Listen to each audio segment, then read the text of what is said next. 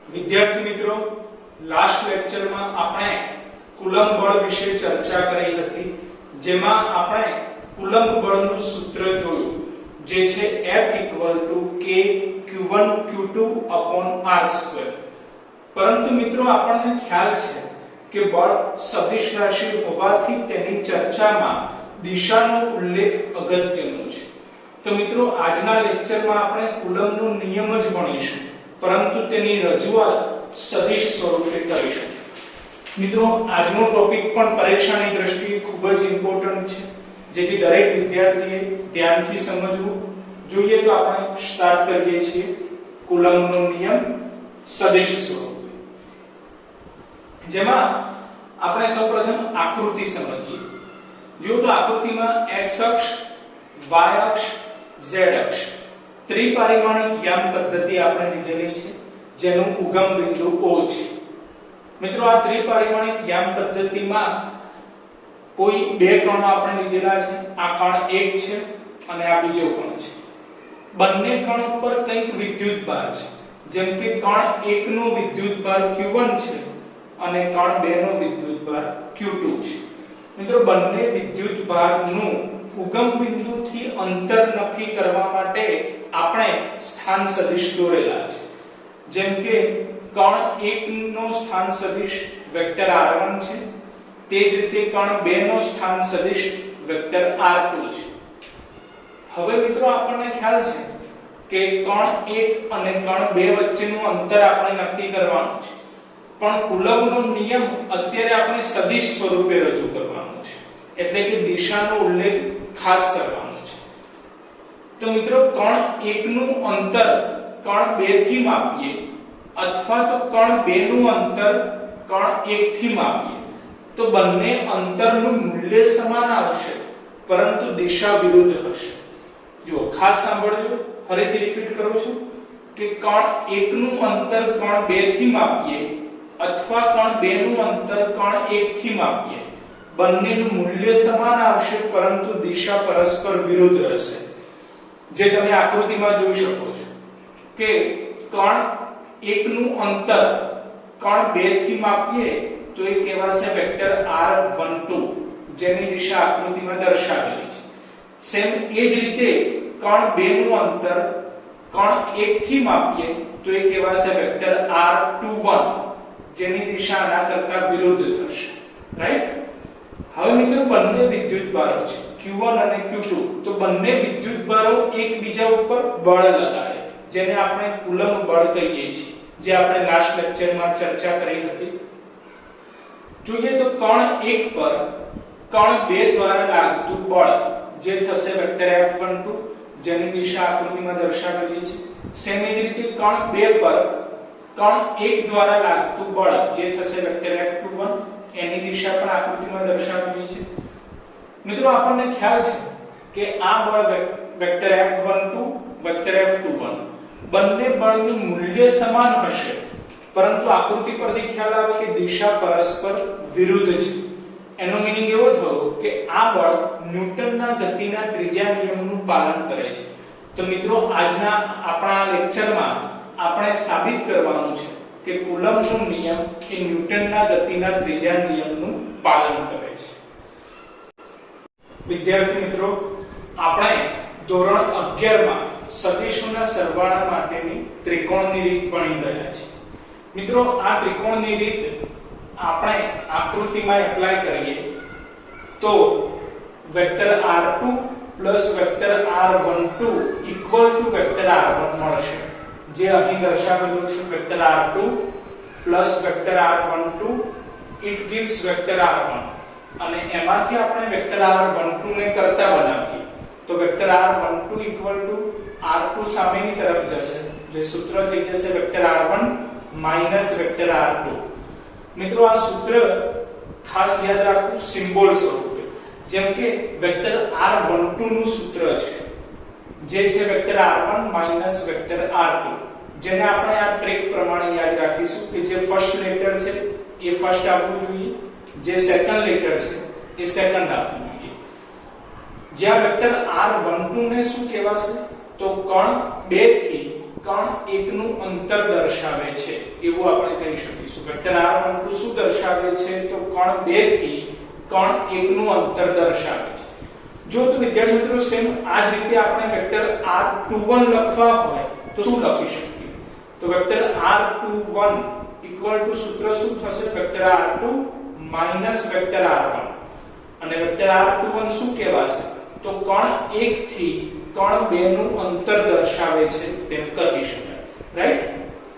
હવે વિદ્યાર્થી મિત્રો બંને વિદ્યુતભારો એકબીજા ઉપર બળ લગાડે છે જેની આપણે આકૃતિમાં ચર્ચા કરી, જે છે વેક્ટર F12 અને વેક્ટર F21.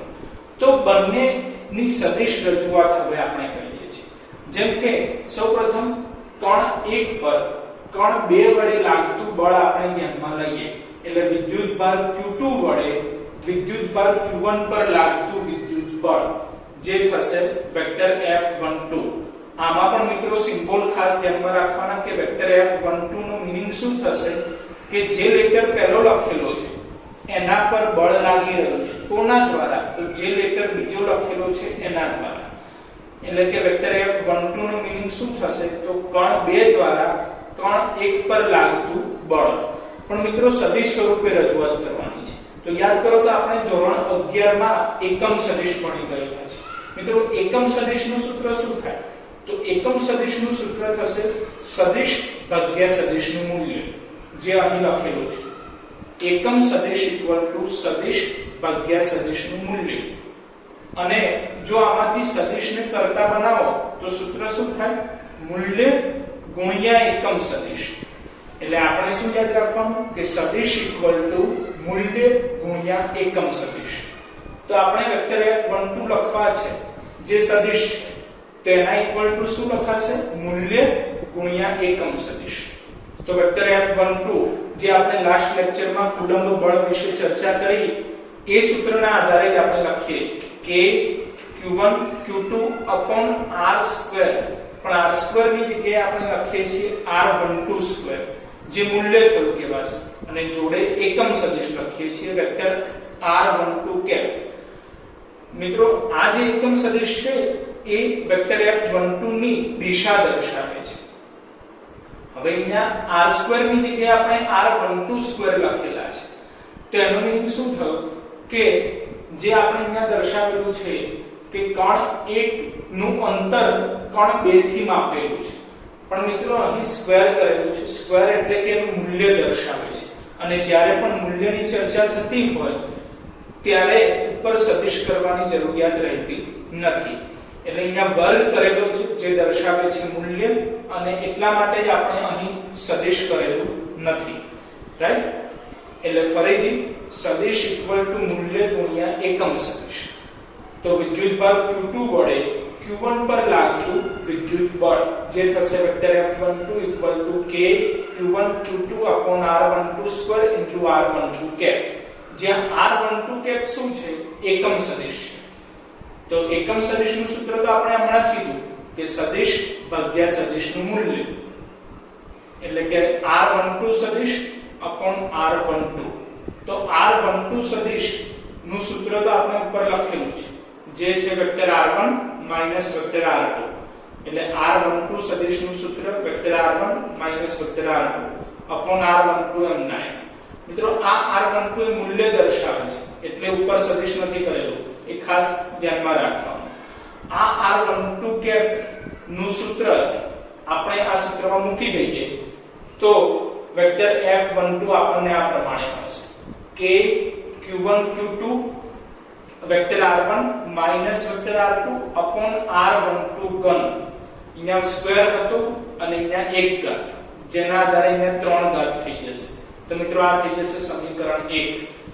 આ સૂત્ર પણ મિત્રો ખાસ સિમ્બોલ પ્રમાણે યાદ રાખવાનું કે આપણે અહીં વેક્ટર F12 લખી રહ્યા છીએ, તેમાં પહેલો લેટર 1 છે તો બધે જ પહેલો લેટર 1 આપવો જોઈએ. બીજો લેટર 2 છે તો બધે જ બીજો લેટર 2 આપવો જોઈએ. જેના આધારે સમીકરણ 1 આપણને આ પ્રમાણે મળશે. Vector F12 k Q1 Q2 vector r1 minus vector r2 upon r12 ઘન, જે થશે સમીકરણ 1. સેમ એ જ રીતે વિદ્યાર્થી મિત્રો વિદ્યુતભાર Q1 વડે વિદ્યુતભાર Q2 પર લાગતું વિદ્યુત બળ જે થશે વેક્ટર F21 2 પર 1 દ્વારા લાગતું બળ વેક્ટર F21 જે આપણે સમીકરણ 1 ના આધારે જ લખીએ છીએ કે ફર્સ્ટ લેટર 2 છે તો બધે જ ફર્સ્ટ લેટર 2 આવશે અને સેકન્ડ લેટર 1 છે તો બધે જ સેકન્ડ લેટર 1 આવશે તો vector F21 k Q2 Q1 vector R2 vector R1 upon R21 ઘન જે તમે જોઈ શકો છો કે સમીકરણ 1 ના આધારે જ આપણે લખેલું છે રાઈટ therefore વેક્ટર F21 હવે મિત્રો આ સમીકરણ એ સમીકરણ 1 ઉપરથી જ લખેલું છે એટલે કે સમીકરણ 1 જેવું જ છે તો બંનેમાં ફરક શું છે આપણે ખાસ સમજી લઈએ જુઓ તો આ સૂત્રમાં Q1 Q2 છે જ્યારે આ સૂત્રમાં Q2 Q1 છે પણ મિત્રો ગુણાકાર છે તો Q2 Q1 લખો અથવા Q1 Q2 લખો તો સાચું છે કારણ કે ગુણાકાર માટે ક્રમના નિયમનું પાલન થાય છે એટલે કે સિમ્પલ છે કે અહીંયા Q2 Q1 ની જગ્યાએ Q1 Q2 લખી શકાય રાઈટ સેમ એ રીતે છેદમાં જુઓ તો આ સૂત્રમાં R21 છે જ્યારે આ સૂત્રમાં R12 છે પણ મિત્રો મૂલ્યની રજૂઆત છે તો મૂલ્યની રજૂઆતમાં R21 લખો કે R12 લખો બંનેનો મીનિંગ એક જ થશે કેમ કારણ કે આપણે શરૂઆતમાં જ ચર્ચા કરેલી આકૃતિના સમયે કે R12 R21 બંને અંતર દર્શાવે છે અને મૂલ્ય સમાન હોય છે પરંતુ બંનેની દિશા પરસ્પર વિરુદ્ધ હોય છે અને અહીં સદિશની રજૂઆત નથી કરેલી એટલે કે દિશાની કોઈ ચર્ચા નથી એટલે મૂલ્યની રજૂઆત છે જે કારણોસર R21 ની જગ્યાએ આપણે R12 લખી શકીએ છીએ રાઈટ પરંતુ આ સૂત્રમાં જુઓ તો વેક્ટર R1 વેક્ટર R2 છે જ્યારે આ સૂત્રમાં વેક્ટર R2 વેક્ટર R1 છે આમાં આપણે સદિશ રજૂઆત કરેલી છે જે કારણોસર સિમ્પલી આપણે વેક્ટર R1 વેક્ટર R2 ન લખી શકીએ તો જો આપણે આ સૂત્રમાં વેક્ટર R1 વેક્ટર R2 લખવા હોય તો શું કરવું પડે કે R1 R2 લખવા છે તો સિમ્પલ છે કે માઈનસ કોમન કાઢવા પડશે તો આપણે માઈનસ કોમન કાઢી દઈએ છીએ k as it is પછી Q1 Q2 લખી દઈએ into vector R1 vector R2 કરી દઈએ છીએ કારણ કે આપણે માઈનસ કોમન કાઢ્યા છે અને છેદમાં R12 ઘન લખી દઈએ છીએ હવે જુઓ તો ખ્યાલ આવે કે મિત્રો આ આખું ટર્મ સમીકરણ 1 જેવું થઈ ગયું છે જુઓ તો આ બંને ટર્મ એક સમાન છે તો સમીકરણ 1 ના આધારે આપણે કહી શકીએ કે આ સૂત્ર ની જગ્યાએ આપણે શું લખી શકીએ છીએ વેક્ટર F12 એટલે માઈનસ as it is છે અને વેક્ટર F12 કારણ આપણે લખેલું છે સમીકરણ 1 તો આના આધારે આપણે કહી શકીએ કે vector F21 minus vector F12 જે દર્શાવે છે કે બંને બળો સમાન છે પરંતુ એક માઈનસ છે એનો મીનિંગ કે દિશા પરસ્પર વિરુદ્ધ છે જે દર્શાવે છે કે કુલંબ બળ ન્યૂટનના ગતિના ત્રીજા નિયમનું પાલન કરે છે મિત્રો વેક્ટર F21 એટલે શું કહેવાશે ખાસ યાદ રાખવાનું કે Q1 વડે Q2 પર લાગતું બળ અને F12 શું દર્શાવે છે કે Q2 વડે Q1 પર લાગતું બળ આ બંને બળો સમાન મૂલ્યના અને પરસ્પર વિરુદ્ધ દિશામાં હોય છે જે છે ન્યૂટનનો ગતિનો ત્રીજો નિયમ જે આપણે કુલંબના બળમાં સાબિતી આપીએ છીએ વિદ્યાર્થી મિત્રો કુલંબના નિયમની મદદથી આપણે બે વિદ્યુત ભાર પર એકબીજા વડે લાગતું બળ શોધી શકીએ છીએ પરંતુ જ્યારે બે કરતા વધારે વિદ્યુત ભારો હાજર હોય અને કોઈ એક વિદ્યુત ભાર પર બાકીના બધા જ વિદ્યુત ભારો વડે લાગતું બળ શોધવું હોય ત્યારે આપણે સંપાતપણાના સિદ્ધાંતનો ઉપયોગ કરવો પડે છે મિત્રો આ સિદ્ધાંત આ પ્રમાણે છે કે જ્યારે કોઈ એક વિદ્યુત ભાર પર બાકીના બધા જ વિદ્યુત ભારો વડે બળ લાગતું હોય ત્યારે આ વિદ્યુત ભાર પર લાગતું પરિણામી બળ દરેક વિદ્યુત ભાર વડે લાગતા સ્વતંત્ર વિદ્યુત બળના સદિશ સરવાળા જેટલું હોય છે। મિત્રો નિયમ હું ફરીથી રિપીટ કરું છું, જે ખાસ સમજવું દરેક વિદ્યાર્થી મિત્રોએ કે જ્યારે કોઈ વિદ્યુત ભાર પર એક કરતા વધારે વિદ્યુત બળ લાગતા હોય ત્યારે પરિણામી વિદ્યુત બળ દરેક સ્વતંત્ર વિદ્યુત બળના સદિશ સરવાળા જેટલું હોય છે। જોઈએ તો મિત્રો આકૃતિ આપણે સમજવાનો પ્રયત્ન કરીએ, જેમાં આપણે Q1 Q2 Q3 ત્રણ વિદ્યુત ભારો દર્શાવેલા છે। આ ત્રણેય વિદ્યુત ભારોના સ્થાન સદિશો પણ દર્શાવેલા છે, જેમ કે Q1 વિદ્યુત ભારનું સ્થાન સદિશ વેક્ટર r1 છે, Q2 વિદ્યુત ભારનું સ્થાન સદિશ વેક્ટર r2 છે અને Q3 વિદ્યુત ભારનું સ્થાન સદિશ વેક્ટર r3 છે।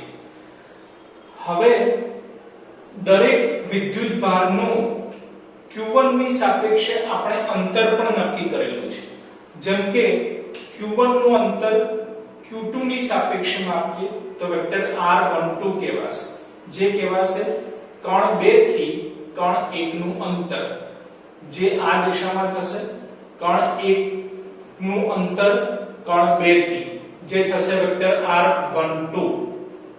સેમ જ રીતે Q1 નું અંતર Q3 થી માપીએ તો એ થશે વેક્ટર r13, એટલે કે કણ 3 થી કણ 1 નું અંતર, જે થશે આ દિશામાં વેક્ટર r13।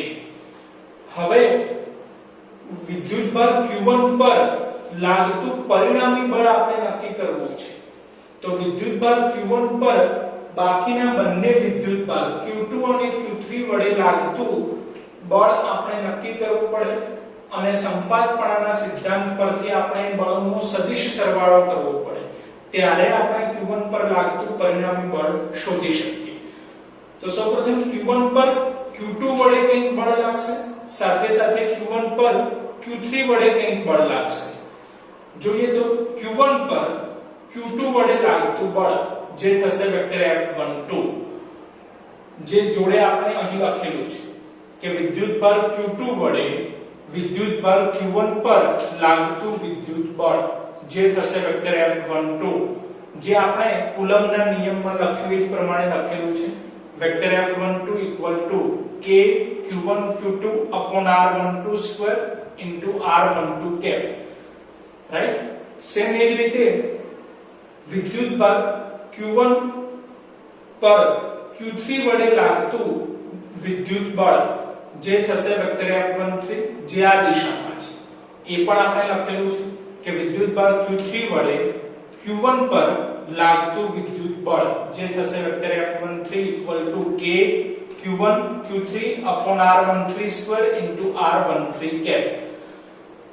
હવે સંપાતપણાનો સિદ્ધાંત એવું કહે છે કે વેક્ટર F12 અને વેક્ટર F13 બંનેનો જો સદિશ સરવાળો કરવામાં આવે તો વિદ્યુત ભાર Q1 પર લાગતું પરિણામી બળ વેક્ટર F1 આપણને મળશે। તો એ સદિશ સરવાળો આપણે અહીં દર્શાવેલો છે। આ સદિશ સરવાળો વેક્ટર F12 અને વેક્ટર F13 નો જે આપણે ધોરણ 11 માં સમાંતર બાજુ ચતુષ્કોણની રીત ભણી ગયેલા એના આધારે કરેલો છે। જો તો વેક્ટર F12 જેવો જ સદિશ આપણે ઉપરની સાઈડ ડ્રો કરેલો છે અને વેક્ટર F13 જેવો જ સદિશ આપણે સામેની સાઈડ ડ્રો કરેલો છે, અને વેક્ટર F12 અને વેક્ટર F13 નો પરિણામી સદિશ વેક્ટર F1 થશે, અને આ વેક્ટર F1 આપણે શોધવાનું છે।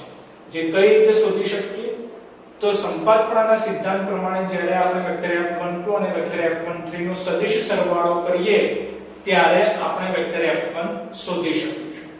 તો મિત્રો વેક્ટર F12 જે છે k Q1 Q2 r12 2 r12 cap, અને વેક્ટર F13 જે છે k Q1 Q3 r13 2 r13 cap।